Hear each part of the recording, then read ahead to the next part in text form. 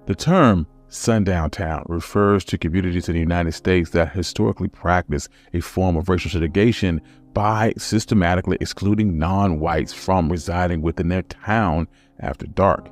These communities had rules, both written and unwritten, to keep non-white people, especially African Americans, out of their town limits. These towns existed mainly through the 1800s through the early 1900s, but they weren't just a Southern problem. They spread all across the entire country.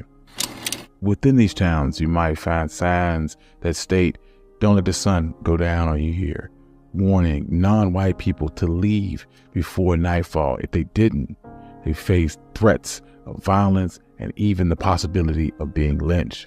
Local officials, business owners, and residents in these towns worked together to keep the communities almost entirely white. Sometimes there were actual laws that said African Americans or other minorities couldn't buy or rent homes within the area.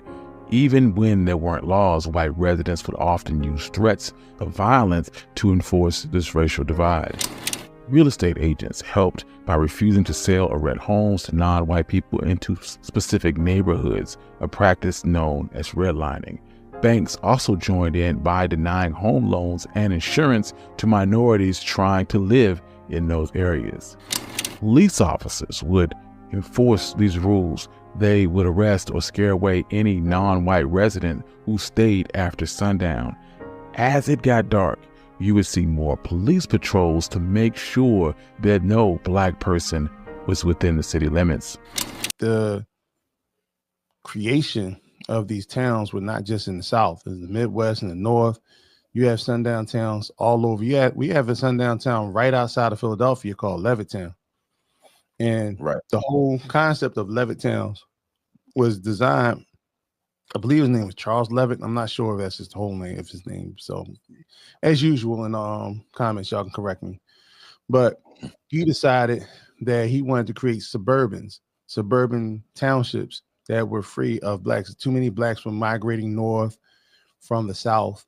And so they wanted to create all white enclaves.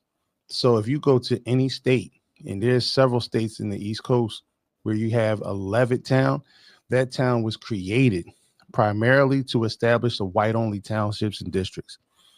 And in those towns, as they said, black people were allowed to work in those towns, but they weren't allowed to live in those towns, and they weren't allowed to be in those towns, to drive through those towns at night. In fact, we had a man who created the Green Book,